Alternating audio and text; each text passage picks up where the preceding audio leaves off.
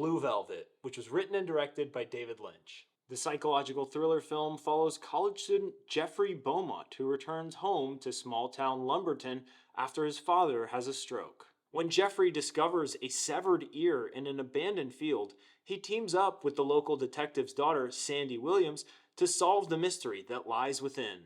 Their pursuit of the truth leads them to the beautiful lounge singer Dorothy Valens, who they suspect may be connected with the case. Jeffrey quickly finds himself becoming drawn into Dorothy Valens' dark, twisted world, where he encounters sexually depraved psychopath Frank Booth. Now, firmly in the center of the mystery and in very real danger, Jeffrey must solve the case in order to save his own life. This is one of David Lynch's less surreal, abstract movies. For the most part, it's a linear story that is somewhat reminiscent of a conventional mystery thriller. But Blue Velvet is anything but a conventional story.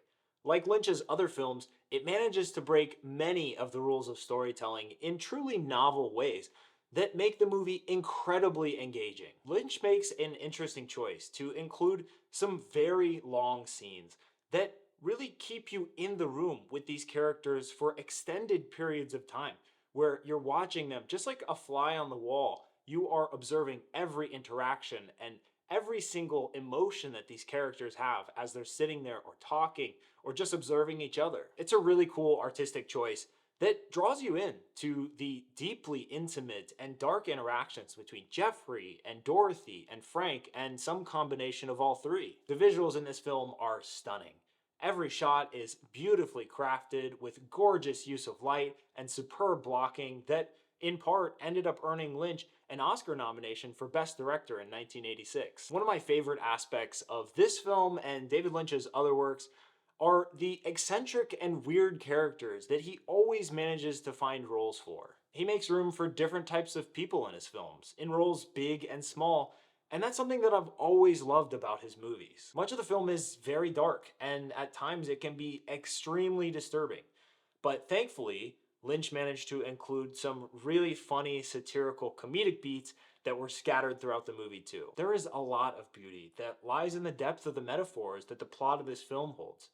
Many of them are explicit, but there are also a lot that are far less obvious that hold a number of different interpretations. The acting in this film is phenomenal, with Kyle McLachlan, Isabella Rossellini, Laura Dern, and Dennis Hopper having outstanding performances, not to mention all the other accompanying actors who also did incredibly well too. And speaking of Dennis Hopper, Frank Booth is such a bizarre, enigmatic, and truly sickening villain who is unbelievably terrifying just because he is so unhinged. He's a despicable person, but he's also wildly strange in so many ways. His general sexual proclivities, including his fascination with Blue Velvet, his strange relationship with rockabilly music, and his disconcerting aversion to eye contact. The character of Frank was actually so disgusting that they had a hard time casting it. There were several other actors who were initially considered for the role that found it to be too repulsive for them to play.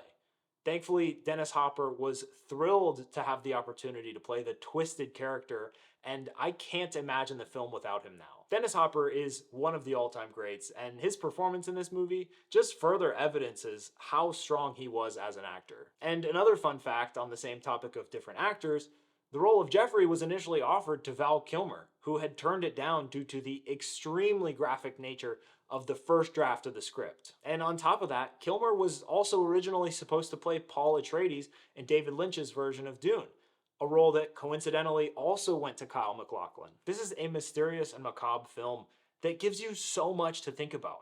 It has a thrilling plot, a revolting villain, breathtaking visuals, and magnificent acting that, in my opinion, makes this movie an all-time great. Blue Velvet is one of my personal favorite David Lynch movies, and it is an absolute must-watch for any fan of mysteries or experimental films. But really, if you're a fan of cinema or you like David Lynch, you have to go and watch this movie. You can currently catch it streaming on Hulu or Max, so go watch Blue Velvet. If you enjoyed this video, please like it, please share it with a friend, add a comment letting me know what you thought of this movie or what movie you think I should review next, and subscribe to my channel. I put out a movie review each week, so subscribe to stay tuned. Thanks, y'all.